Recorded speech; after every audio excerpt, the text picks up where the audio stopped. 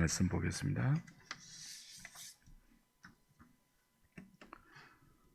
누가복음 12장 13절부터 21절까지 보겠습니다. 신약성경 114페이지입니다.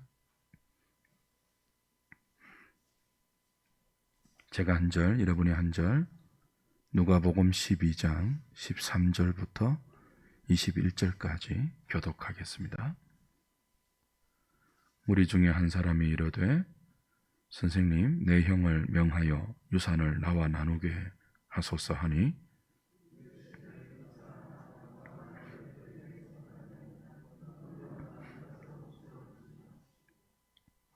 그들에게 이르시되 삼가 모든 탐심을 물리치라. 사람의 생명이 그 소유에 넉넉한 데 있지 아니하니라 하시고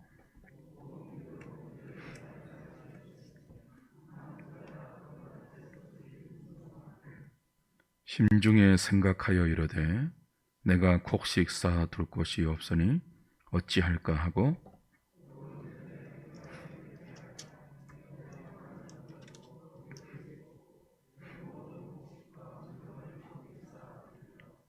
또 내가 내 영혼에게 이르되 영혼아 여러 해 쓸 물건을 많이 쌓아두었으니 평안히 쉬고 먹고 마시고 즐거워하자 하리라 하되 하나님은 이르시되 어리석은 자여 오늘 밤에 내 영혼을 도로 찾으리니 그러면 내 준비한 것이 누구의 것이 되겠느냐 하셨으니 자기를 위하여 재물을 쌓아두고 하나님께 대하여 부요하지 못한 자가 이와 같으니라. 아멘. 오늘 아침에는 우리를 죽음에 이르게 하는 치명적인 7가지 죄 가운데 네 번째, 탐심에 대해서 생각해 보겠습니다. 첫 번째 죄악이 뭐였죠? 교만입니다. 두 번째는요, 시기였습니다. 세 번째는요, 분노였죠. 네 번째는 탐심입니다. 첫 번째 교만이 모든 죄악의 뿌리라면 두 번째 시기와 세 번째 분노는 그 극단적인 감정을 동반하는 죄였습니다. 네 번째 탐심은 타락한 인류 모두가 보편적으로 행할 수 있는 죄에 해당됩니다. 가장 보편적인 죄, 탐욕, 탐심이라고 할 수 있죠. 함께 읽은 오늘 본문은 무리 중에 한 사람이 예수님께 나와 이런 요청을 하는 것으로 시작됩니다. 13절에 보시면 무리 중에 한 사람이 이르되 선생님, 내 형을 명하여 유산을 나와 나누게 하소서 하니 형제 사이에 유산 문제로 다툼이 일어났어요. 이 사람은 자신의 형이 자신의 목까지 아버지의 유산을 다 가로챘으니까 예수님이 개입해서 좀 이 문제를 해결해 달라고, 정당한 분배가 되게 해 달라고 요청합니다. 내 형을 명령해서 내 유업을, 아버지의 유업을 나와 더불어 나누게 하소서. 그 나눔에 그 문제가 생긴 거예요. 예수님의 대답이 무엇입니까? 14절 보십시오. 이르시되 이 사람아, 누가 나를 너희의 재판장이나 물건 나누는 자로 세웠느냐 하시고, 나는 너희들의 유산을 나누는 재판장이 아니다, 그런 뜻입니다. 예수님께서 우리 삶의 공정과 의로움에 관심이 없다, 그런 뜻이 아니죠. 예수님이 그리스도로 우리에게 오신 것은 우리가 힘들어하고 고통스러워하는 삶의 모든 드러난 문제들, 대표적으로 오늘 이 동생이 예수님께 요청한 불공정한 분배의 문제, 정의롭지 못한 일들, 그 겉으로 드러나 우리 모두를 힘들게 하는 그 모든 표면적인 문제를 그때그때 해결해 주기 위한 해결사로 오시지 않았습니다. 예수님이 오신 것은 우리가 겪고 있는 모든 문제의 근원, 죄를 없애기 위해서, 죄를 처리하기 위해서, 그 죄가 우리에게 미치고 있는 모든 파괴적인 사망의 그 흔적들, 사망의 무서운 힘들을 생명으로 바꾸기 위해 오신 분이에요. 그 중에 하나가 뭐가 있습니까? 아버지의 유산을 공정하게 분배하지 못하게 하는 근원이 무엇입니까? 탐심이죠. 탐욕입니다. 끝없는 물질에 대한 욕망, 그것을 성경은 탐심이라고 규정하는데요, 끝이 없어요.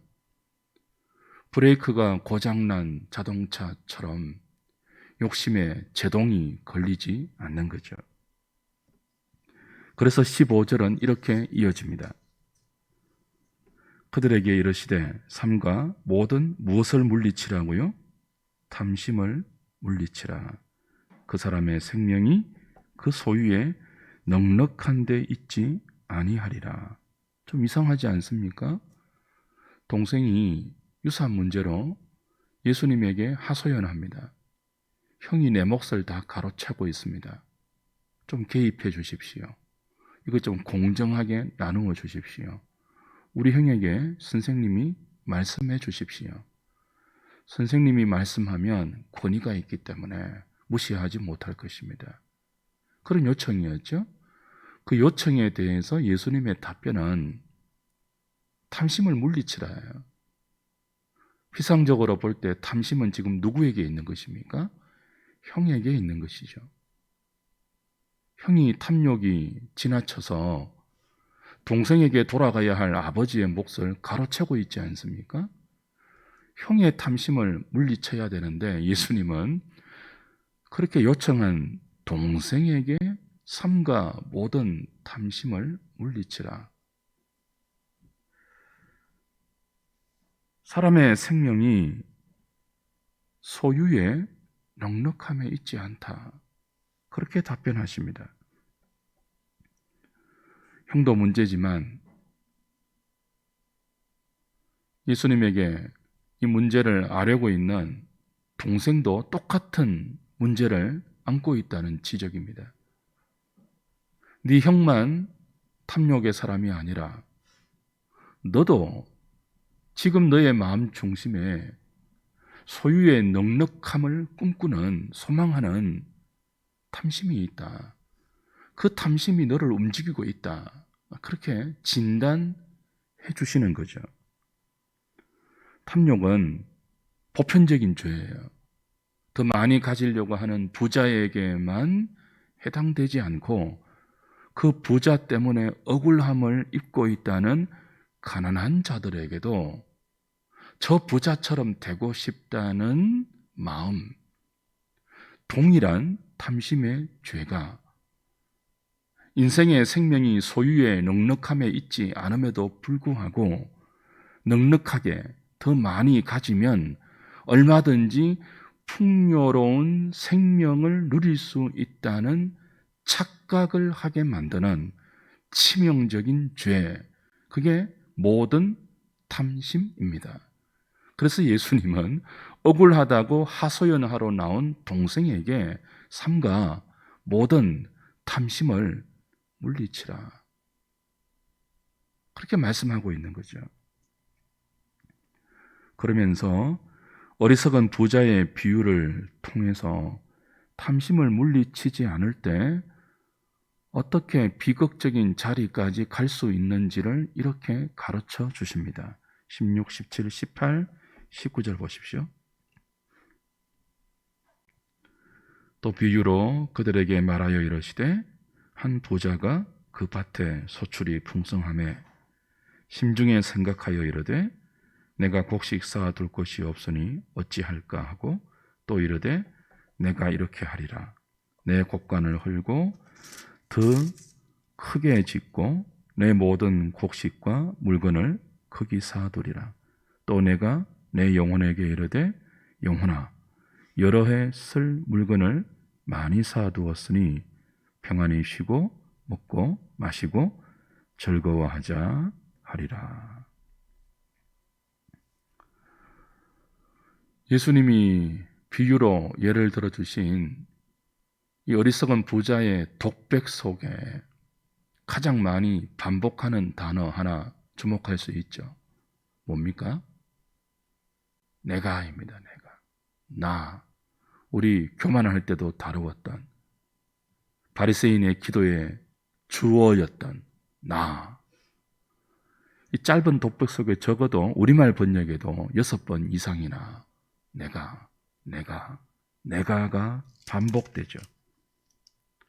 내가 곡식 쌓아둘 곳이 없으니 내가 이렇게 하리라. 내 곡간을 헐고 더 크게 짓고 내 모든 곡식과, 우리말 번역에는 빠져있지만 원어에는 내 물건을 거기 쌓아두리라. 또 내가 내 영혼에게 이르되 내 영혼아, 이렇게 나와요. 내가.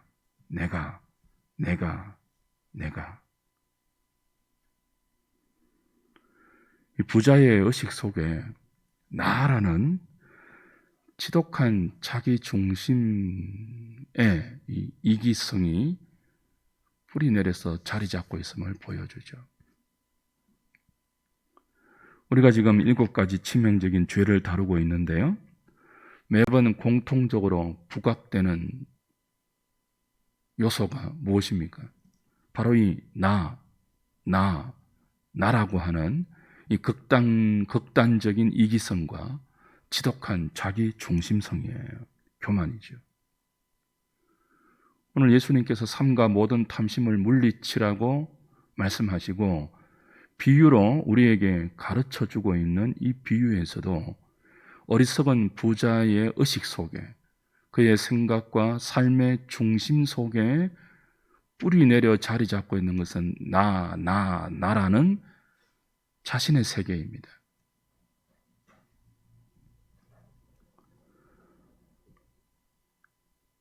우리의 생각과 우리의 삶의 센터에, 중심에 내가라는 이 의식을 제거하지 못하면요, 이 내가를 우리라는 공동체 의식으로 바꾸지 못하면요, 자기 외에는 아무것도 보이지 않아요. 지독한 이기주의자가 되어 있는데도 몰라요. 그게 정상인 줄 알죠. 그렇게 되면 말씀드린 것처럼 인생의 브레이크가 고장납니다.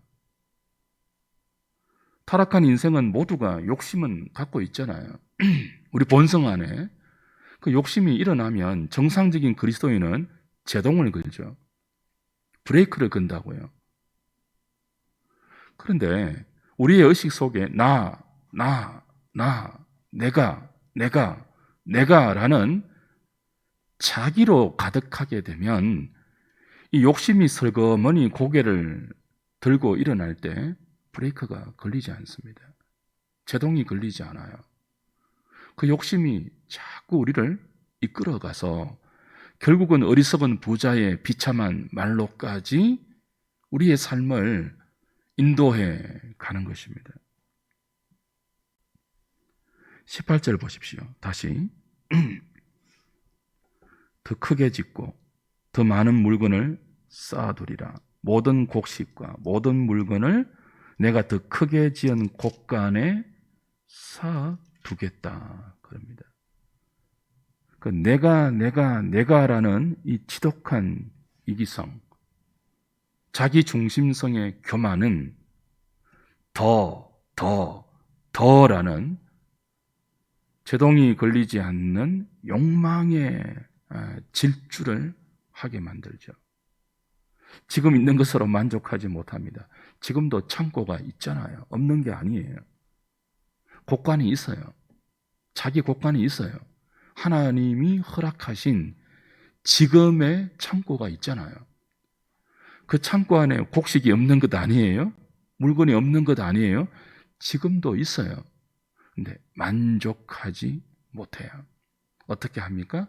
그 곡간을 헐고 더 크게 짓고 거기에 더 많은 곡식, 더 많은 물건을 쌓아두고 그 쌓아둔 것을 가지고 평생 편안히 먹고 쉬고 마시고 놀자. 그 목표를 세운다고요. 그러니까 더 크게, 더 넓게, 더 높게 내 인생을 무한정 확장시켜서 욕망을 펼쳐 나가고 있는 거죠. 이 탐심이 왜 죽음에 이르는 치명적인 죄가 됩니까? 삼가 모든 탐심을 물리치지 않으면 이웃이 보이지 않습니다. 형제가 보이지 않습니다. 지체가 보이지 않습니다. 다른 사람의 생명이 보이지 않습니다. 고통당하는 이웃의 신음소리가 들리지 않습니다. 오늘 어리석은 부자의 독백을 내가라고 연결되는 이 독백을 가만히 살펴보면 이웃이 고려된 흔적이 없죠. 이웃이 언급된 자취가 없어요. 이 본문의 부자의 독백 가운데 당신 그런 단어가 나온 적이 없지 않습니까? 내가 이렇게 하리라. 내가 이 곡식을 어찌할꼬. 내가 심지어 영혼까지 자기 것인 줄 알고 내가 내 영혼에게 이렇게 말해요. 이 부자의 언어 속에, 이 부자의 의식 속에 당신이라는 단어와 당신이라는 이웃의 존재가 들어갈 여백이 없어요. 자기로만 가득 채워져 있죠. 이 사람의 삶은 유가 없는 only me, 나밖에 없는, 당신이 없는, 이웃이 없는, 지체가 없는, 오직 자기밖에 없는 그런 삶이죠. 인간은 하나님의 형상입니다. 삼위 하나님의 형상을 따라 지음받은 피조물입니다.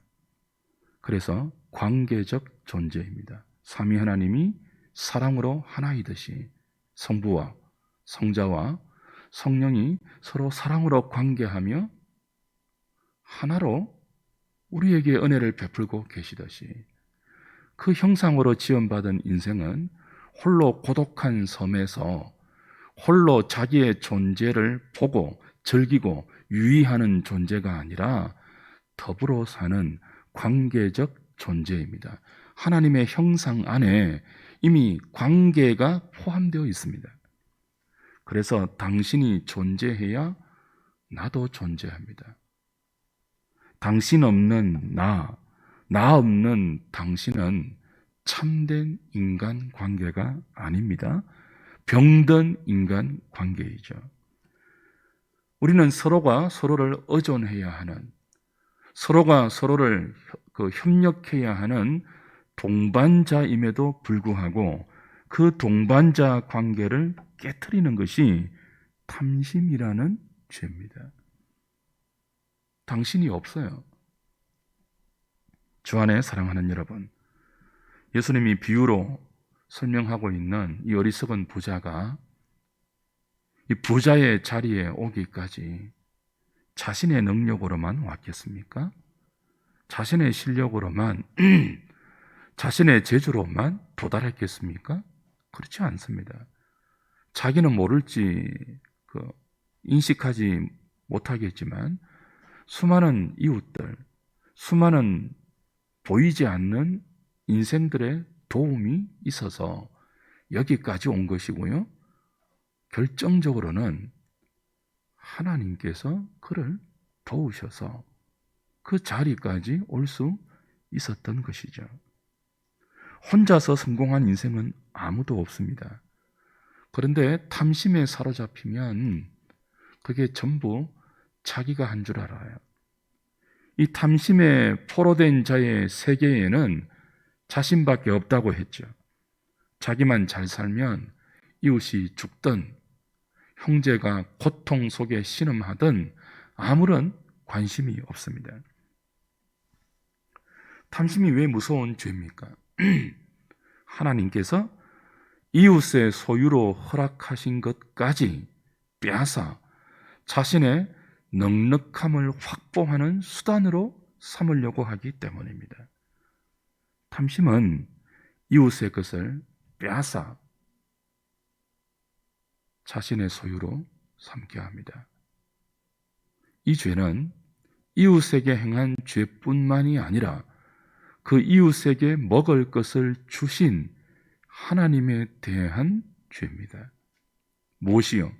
탐욕과 탐심이 그렇습니다. 과거에는 부끄러운 줄 알고, 욕심을 부리면 부끄러운 줄 알고 탐욕을 엄밀히 숨겼잖아요.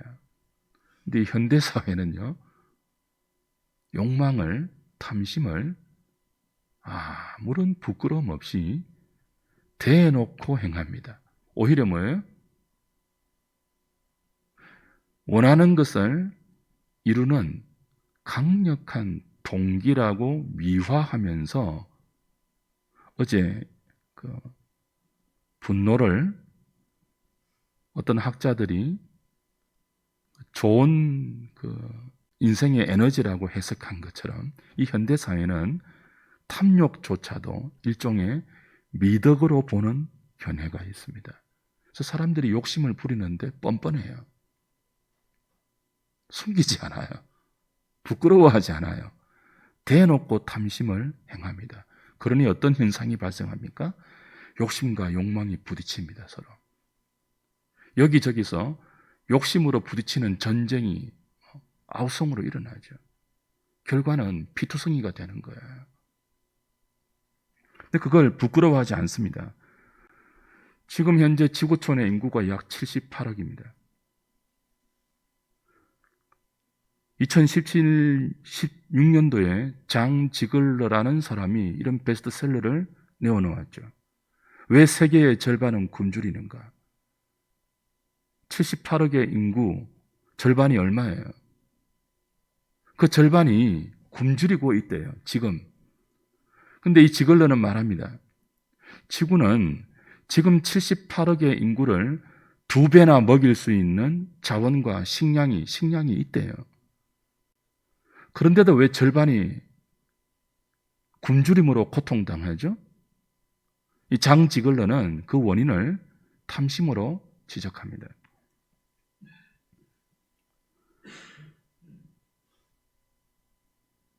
(78억) 인구의 절반이 굶주림의 고통에 시달리고 있는데 또 그 중에 절반은 매일 밤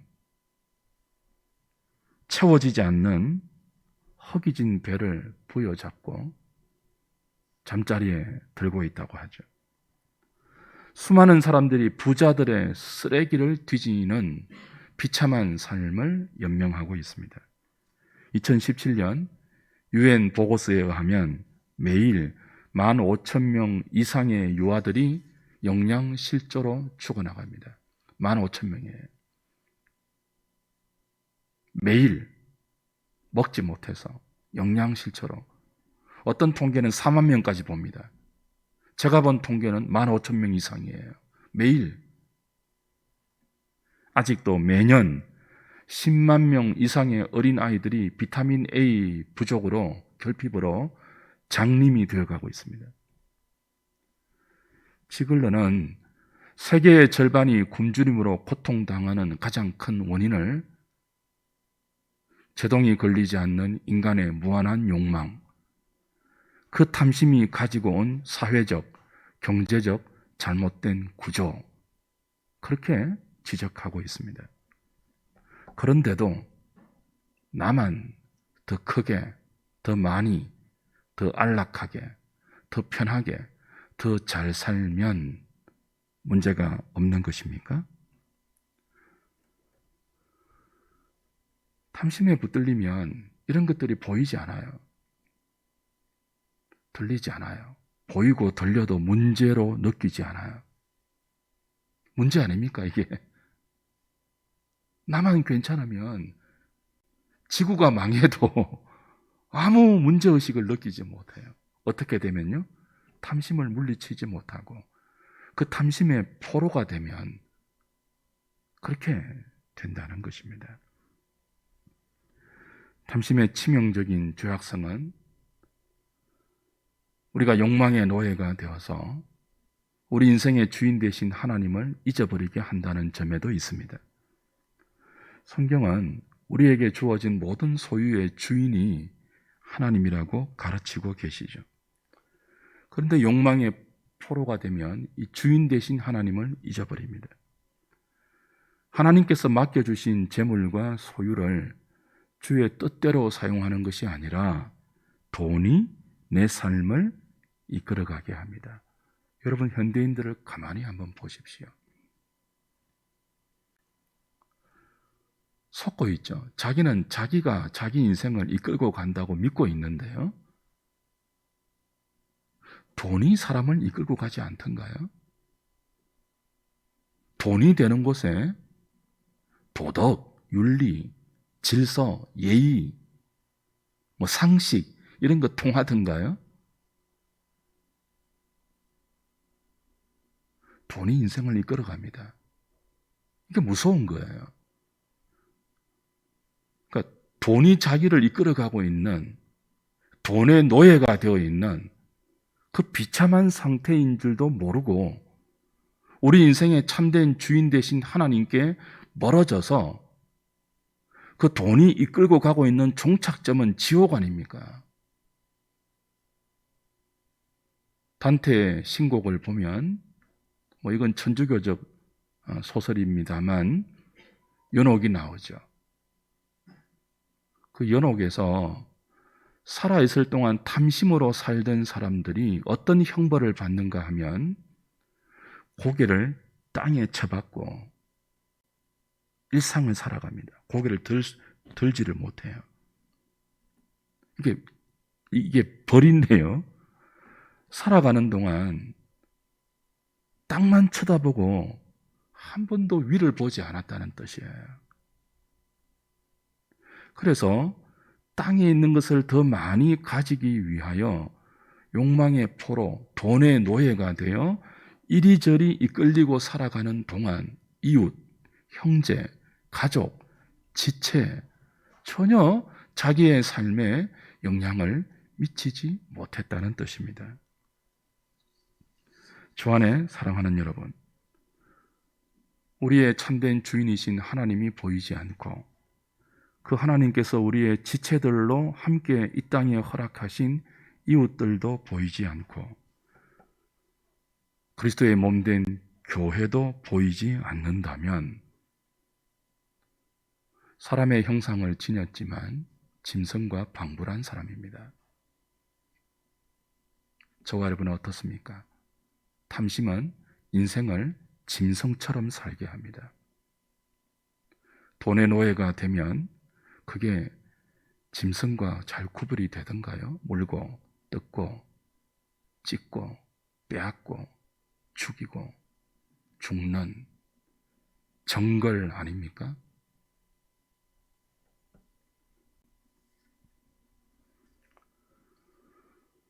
예수님은 어리석은 부자에게 이렇게 비유로 일러서 말씀하십니다. 이 부자는 모든 것이 자기 것인 줄 알았어요.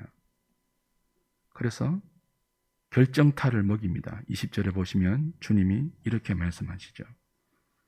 어리석은 자여, 오늘 밤에 내 영혼을 도로 찾으리니 그러면 네 준비한 것이 누구의 것이 되겠느냐.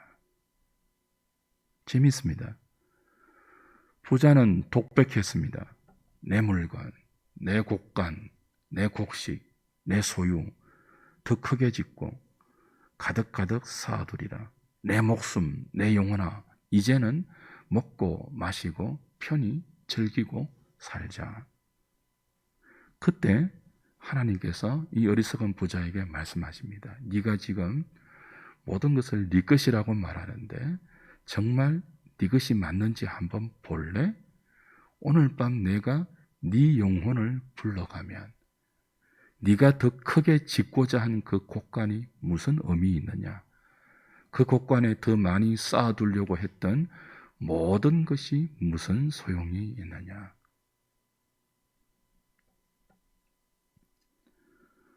우리 안에 탐심이 들어와서 내 삶을 이끌어 가려고 하는 생각이 드실 때마다 이 주님의 말씀을 떠올릴 수 있기를 소망합니다. 네가 준비한 것이 네 것이 되겠느냐? 주 안에 사랑하는 여러분, 탐욕은 보편적인 죄입니다. 부자에게만 있지 않습니다. 저와 여러분 모두에게 있습니다. 그걸 어찌 부정하겠습니까? 근데 이 탐심에 사로잡히면 안 됩니다. 탐욕이 들어올 때마다 위를 쳐다보십시오. 여러분 하루에 하늘을 몇 번이나 올려다 보십니까? 물리적인 고개등 말고요. 여러분의 영혼이, 여러분의 심령이 하나님이 계신 하늘의 보좌를 몇 번이나 주목하십니까? 그리고 여러분의 오늘을 여러분이 주목하신 그 하나님 앞에 세워서 질서 있게, 예의 있게, 그리고 고급하고 아름답게 살아내기 위한 생각을 하십니까? 하나님을 의식하지 않으면, 이웃을 의식하지 않으면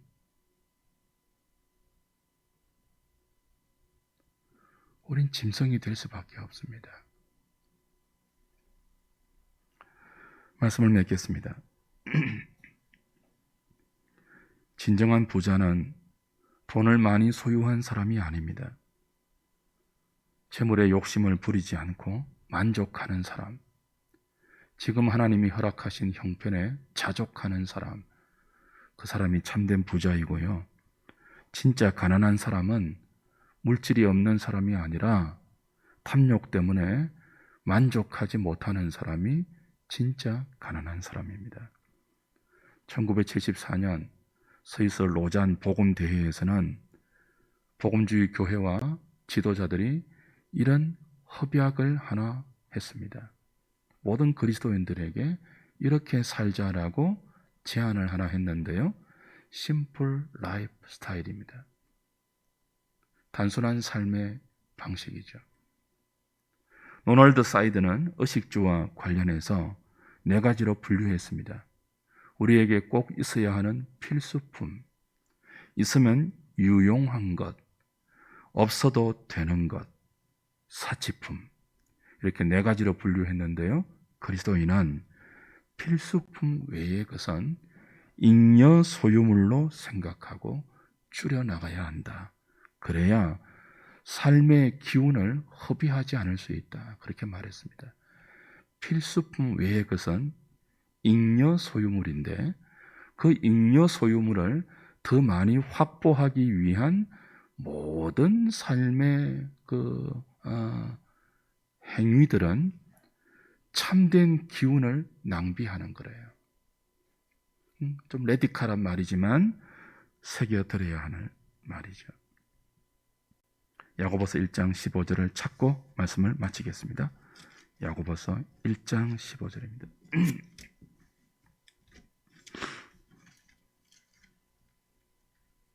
히브리서 야고보서 1장 15절입니다.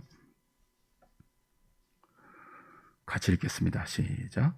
욕심이 잉태한 적 죄를 낳고 죄가 장성한 적 사망을 낳느니라. 욕심은 한계를 넘어서 갖고 싶은 것을 의미하죠. 사탄은 우리의 욕심을 자극해서 죄를 짓게 합니다. 그 욕심을 자극할 때 미끼를 던집니다. 그 미끼를 물면 평소에는 탐스럽지 않던 것이 탐스럽게 보입니다.